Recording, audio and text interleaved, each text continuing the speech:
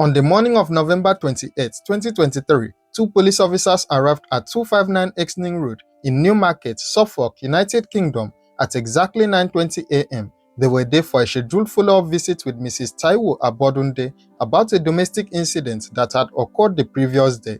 This was supposed to be a routine visit to take her statement and also check on her safety. The police officers approached the front door and knocked. They announced their presence clearly, letting anyone inside know that the police were there, but there was no response. Nobody came to the door. The officers did not hear any calls for help from inside the house. What they did hear, however, was deeply disturbing. From inside the home, the officers could hear repeated banging noises. These were not normal household sounds. They were loud thuds, heavy and violent. The officers counted between 40 and 50 of these banging sounds coming from inside the property. Something terrible was clearly happening inside that house, but the officers could not immediately enter. Police protocol required them to get clearance from senior police officials before they could force their way into the property. So they stood outside, listening to those disturbing sounds, waiting for permission to break down the door. It was not until 9:45 a.m., which was 25 minutes after they first arrived,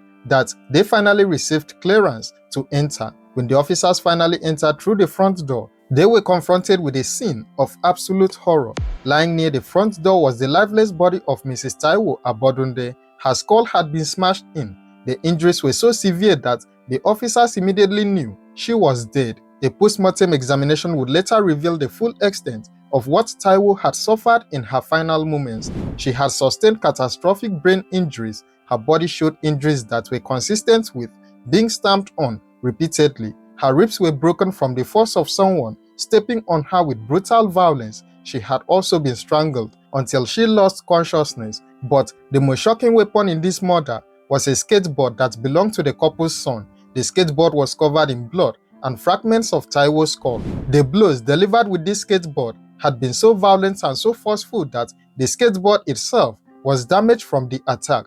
The prosecution would later tell the court that those 40 to 50 banging sounds the officers heard while standing outside the property with the sounds of the suspect continuing to attack Mrs. Taiwo even after she had already become unconscious or was already dead. The suspect had beaten her, strangled her, stamped on her, and bludgeoned her with the skateboard in a sustained attack of unimaginable brutality.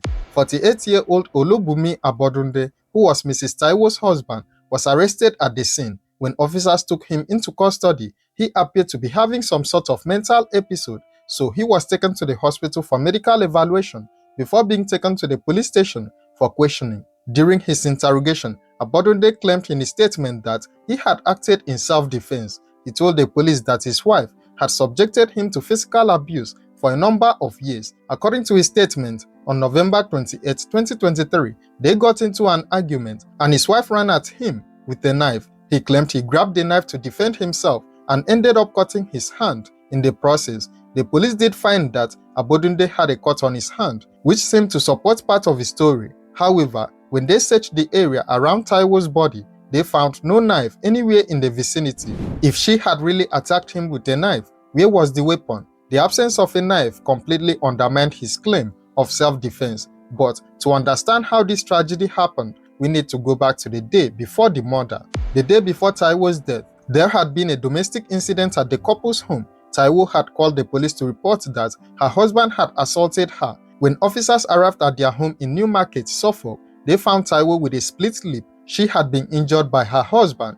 This was not the first time police had been called to the Abodunde household. In fact, Olubunmi had been investigated by Suffolk police multiple times over alleged domestic violence incidents. He had a documented history of abusing his wife. After the November 27 incident, Olubunmi was arrested and taken to the police station. Later that day, he was released on police bail. However, the bail came with very strict conditions. He was ordered to stay away from the marital home at 259 Exning Road in Newmarket. He was also banned from approaching or contacting his wife in any way. These bail conditions were put in place specifically to protect Taiwo from her husband. The police had recognized that she was in danger and had taken steps to keep her safe, but those steps would prove tragically insufficient. The next morning, November 28, Olubunmi had been working a night shift at Tesco, where he was employed in a low-level position. After completing his shift, he went against his bail conditions by heading directly to the family home.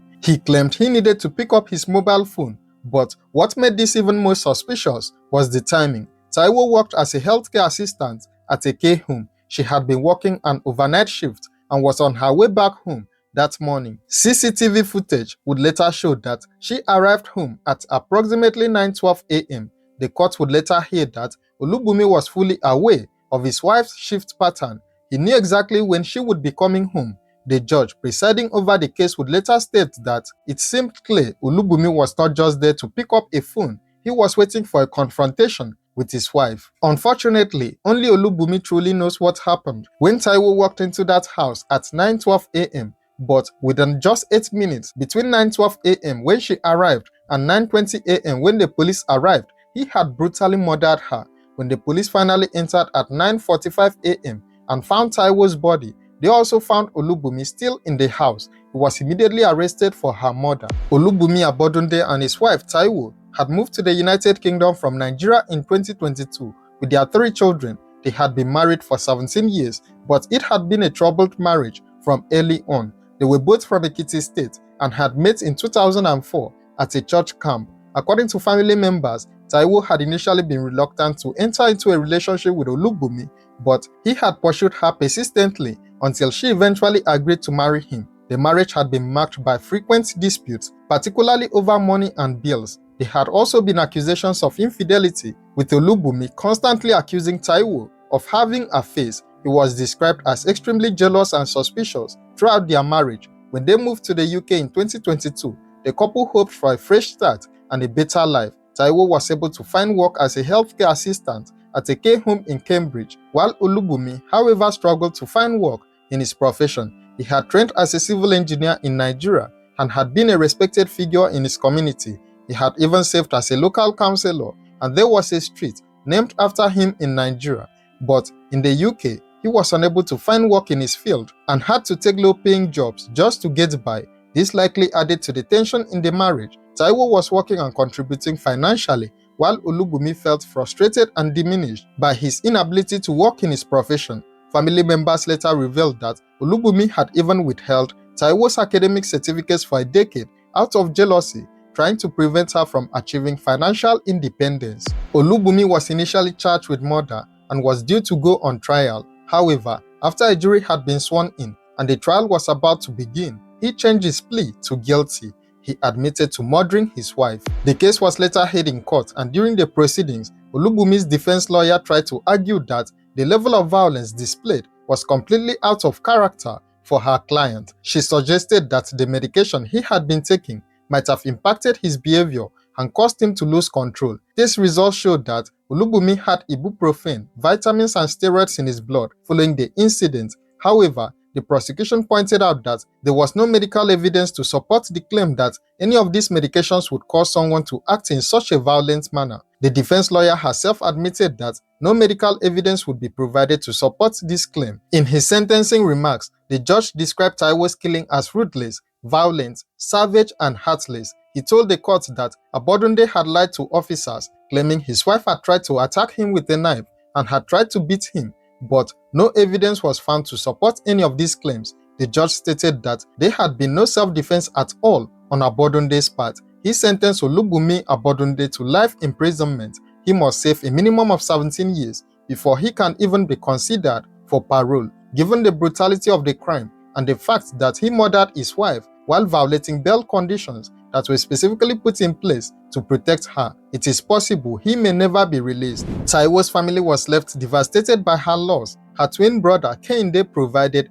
a victim impact statement to the court expressing the profound trauma that had been inflicted on Taiwo's 3 children, who now have to live with the knowledge that their father killed their mother. The 3 children were placed in foster care in Norwich, UK, while family members, including Kehinde and another sibling, were granted visas by the British consulate to visit the children and assess their situation. The family hoped to eventually bring the children to live with extended family members, providing them with a nurturing environment for emotional recovery. What do you think should have been done differently to save Taiwo's life? Share your thoughts in the comments below, and don't forget to like, share, and subscribe to this channel for more true crime stories.